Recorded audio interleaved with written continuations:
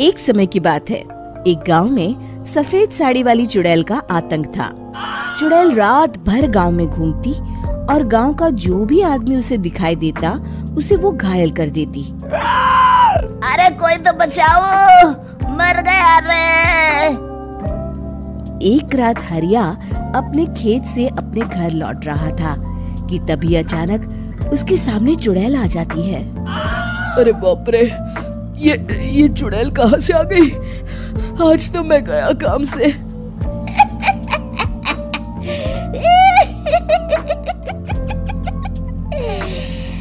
आज मुझे मेरा शिकार मिल गया। अरे चुड़ैल दीदी, मुझे छोड़ दो। जैसे ही चुड़ैल हरिया की तरफ बढ़ती है, हरिया वहाँ से भाग जाता है और अपने घर के दरवाजे पे पहुँचता है। अरे भगवान, जल्दी से दरवाजा खोलो, मेरे पीछे चुड़ैल पड़ी है। हरिया की पत्नी जल्दी से दरवाजा खोल देती है। अरे आप इतना हाफ क्यों रहे हैं? अरे मेरे पीछे चुड़ैल पड़ी है, आज तो मैं बाल बाल बच गया। जल्दी से सभी दरवाजे और सभी खिड़कियों को बंद करके बत्ती बुझा दो। तभी चुड़ैल हरिया के घर के पास पहुंच जाती है। अरे वो आदमी कहाँ गायब हो गया?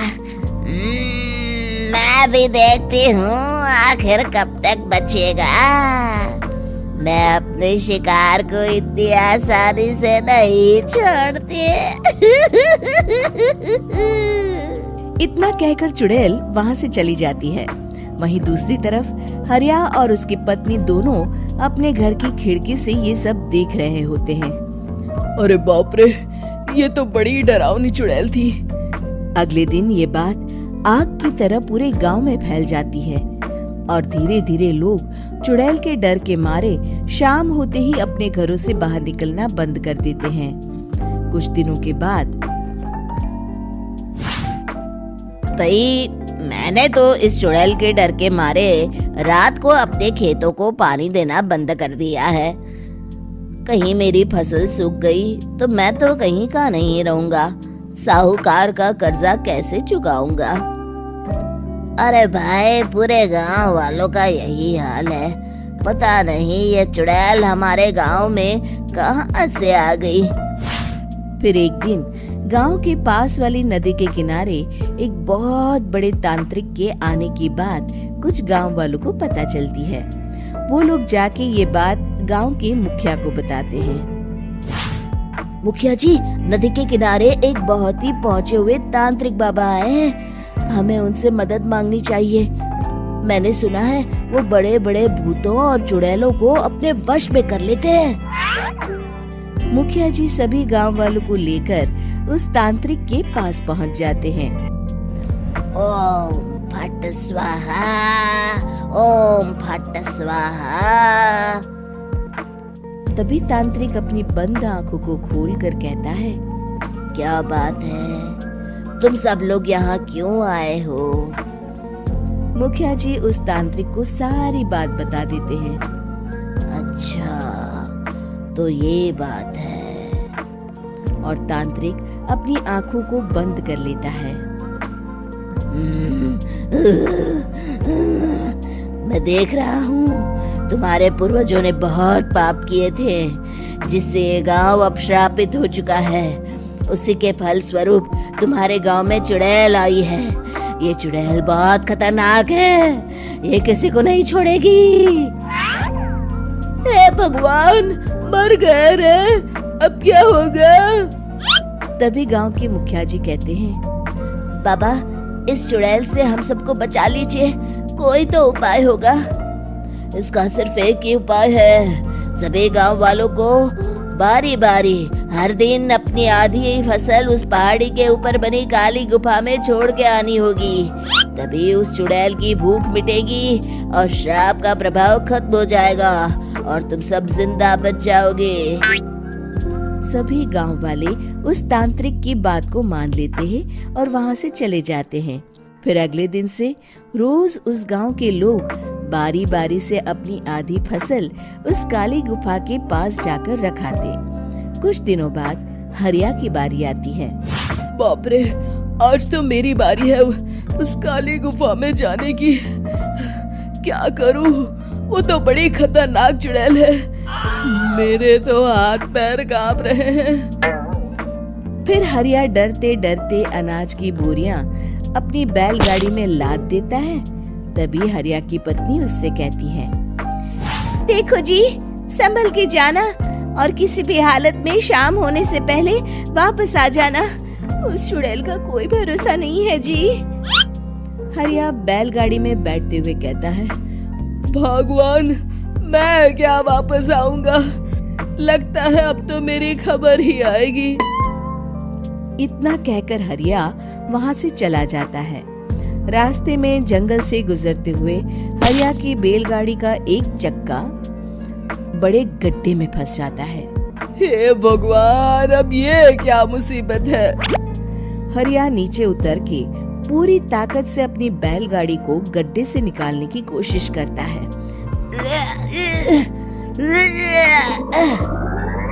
बहुत देर मेहनत करने के बाद हरिया की बैलगाड़ी उस गड्ढे से बाहर निकल जाती है। हे भगवान, अब तो शाम होने वाली है। आज तो मैं गया काम से। जैसे तैसे हरिया काली गुफा में पहुंच जाता है। अरे मर गया रे, यहाँ तो चारों तरफ डरावना माहौल है। मैंने यहाँ आने में बहुत देर कर दी, कहीं चुड़ैल नाराज ना हो जाए। हरिया अनाज की बोरिया वहाँ रख के जैसे ही जाने लगता है, तभी उसे किसी के आने की आवाज सुनाई देती है। हरिया एक कोने में छुपकर अंदर देखने लगता है। चुड़ैल वहाँ आती है और फिर अपने चेहरे से नकली चुड़ैल का मुखौटा निकाल देती है। हरिया ये देख के हक्का बक्का रह जाता है। तभी चुड़ैल कहती है, भैया यहाँ आना।